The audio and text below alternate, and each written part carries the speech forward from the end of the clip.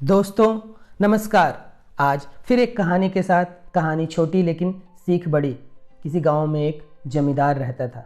जमींदार बहुत लालची किस्म का व्यक्ति रहता है। हर जगह उसे चाह रहती है कि मुझे धन मिले, धन मिले। उसकी एक बहुत सुंदर बेटी रहती है। अब वह सोचता है क्यों ना इसके विवाह का मैं आयोजन करूं और वहां से भी कमाई कर लूं। लेकिन उस बेटी का प्रेम संबंध किसी एक गरीब युवक से रहता है, जिसके पास कुछ ज़मीन रहती है, खेती बाड़ी रहती है। उसके पास धन, आर्थिक स्थिति उसकी उतनी अच्छी नहीं रहती है। अब इधर जमींदार अपने मुंशी से बात करता है कि हम इस तरह का विवाह का आयोजन करते हैं और इससे हम कमाई कर सकते हैं, क्योंकि हमारा खजाना अभी थोड़ा कम हो गया है। मुंशी हामी भर देता है। अब जो बेटी है उसकी शादी की तैयारी की जाती है। शर्त उसके लिए ये रखी जाती है कि जो गाँव का तालाब है, ठंड का मौसम है, गाँव का तालाब का पानी और ठंडा रहता है। वहाँ 3 दिन जो युवक उस पानी में गुजार लेता है, उसके साथ उसकी बेटी की शादी कर दी जाएगी। अब जब यह मुनादी की जाती है तो जमींदार की बेटी सुंदर भी रहती है। जमींदार की बेटी ज़मीन, संपत्ति सबके लालच में कई युवक आते हैं। शर्त ये रहती है कि 100 स्वर्ण मुद्राएं जमा करनी होगी और जो युवक 3 दिन उस ठंडे पानी में गुजार लेगा, उसके साथ उसकी बेटी की शादी कर दी जाएगी। अब पहला युवक आता है, 100 स्वर्ण मुद्राएं जमा करता है। पहला ही दिन ही बीता होता है। जैसी शाम होने लगती है, पानी ठंडा होने लगता है और यह ठंड से कुड़कुड़ाने लगता है। अब वह वहाँ छोड़कर वहाँ 2 द्वारपाल भी बैठाए होते हैं। जमींदार ने अपने सेवकों की निगरानी करें कि यह पानी से न निकले।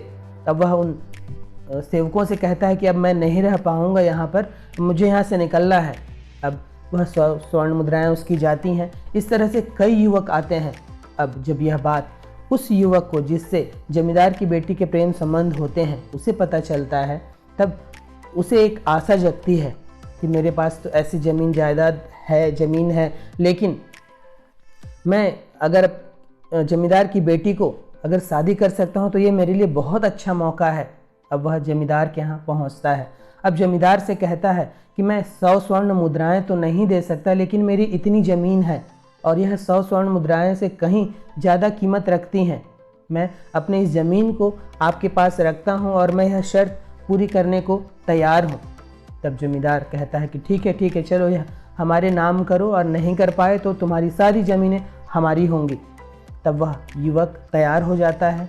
पहले दिन वह पानी में रहता है। शाम होने लगती है, कुड़कुड़ाने लगता है, लेकिन उसे चाह रहती है कि मेरा प्रेम मुझे मिल जाए। अब वह पहला दिन पानी में गुजारता है, दूसरा दिन भी पानी में गुजार देता है। तब यह जमींदार पूछता है कि उस युवक का क्या हुआ, क्या वह अभी भी पानी में है? तब उसका मुंशी उसे बताता है कि हाँ स्वामी, वह अभी भी पानी में है और लगता है कि वह 3 दिन पानी में रह जाएगा।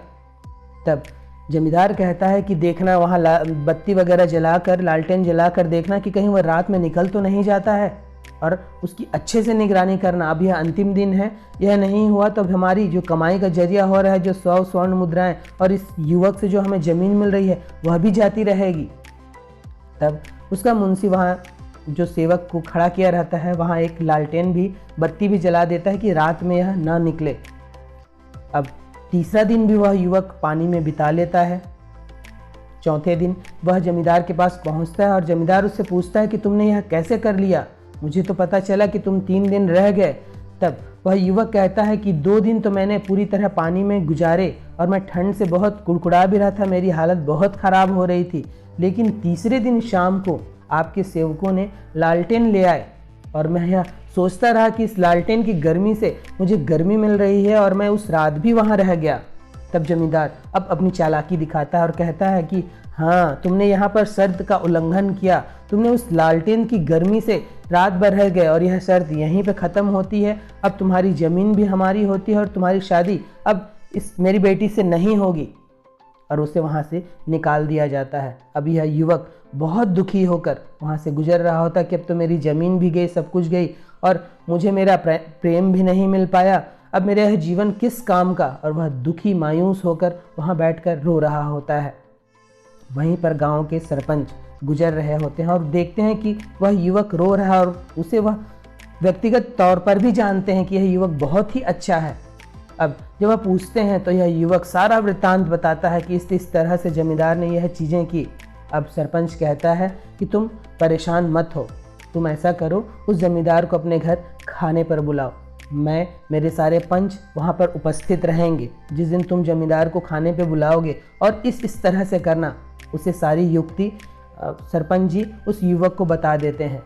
अब वह युवक जमींदार के यहाँ पहुँचता है। जमींदार देखता है कि अरे ये युवक फिर आ गया है, उसे भगाने की कोशिश करते हैं, लेकिन वह युवक कहता है कि जमींदार साहब, मैं आपको घर पे खाने के, अब मेरी ज़मीन तो सब कुछ चली गई, अब मुझे यहाँ से जाना ही पड़ेगा।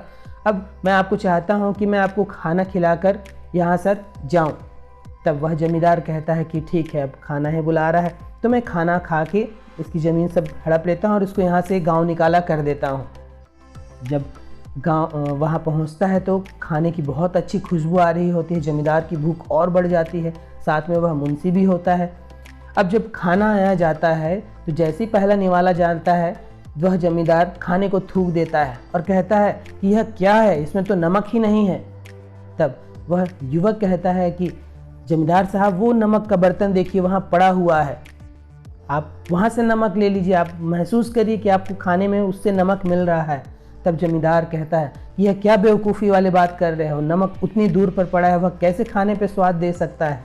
तब वहीं पर सरपंच और पंच सब उपस्थित होते हैं, सामने आते हैं और कहते हैं कि जिस तरह से तुम्हारे लालटेन की गर्मी से पानी गर्म हो गया और तुमने उस शर्त का उल्लंघन किया, उसी प्रकार से नमक भी तुम्हारे खाने पे मिल जा रहा है।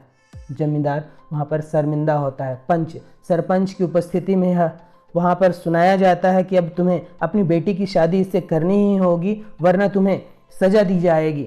अब जमींदार वहाँ पर पंच सरपंच सब उपस्थित रहते हैं। उनकी उपस्थिति में वह किसी प्रकार का अपना इज्जत दांव पर नहीं लगाना चाहता है। तब वह मान जाता है उस युवक की शादी, उस जिससे वह चाहता है, जो उनके बीच में प्रेम रहता है, वह पूर्ण होता है। उनकी शादी होती है और बहुत अच्छे से पूरा जीवन, बेटी भी मिलती है। जमींदार चूँकि इकलौती बेटी रहती है, जमींदार की संपत्ति भी बाद में इसके नाम पर हो जाती है। तो दोस्तों, छोटी सी कहानी, इससे हमें कई सीख मिलती है। पहली सीख कि जब आप वास्तविक प्रेम में होते हैं, अब वह प्रेम कई प्रकार का होता है, वह कई लोगों के बीच में हो सकता है, लेकिन जब आप वास्तविक प्रेम में होते हैं तो आप असंभव से असंभव चीज़ भी कर गुजरते हैं। आपके भीतर इतनी शक्ति आ जाती है कि किसी को विश्वास नहीं हो सकता कि आपने वह कार्य किया।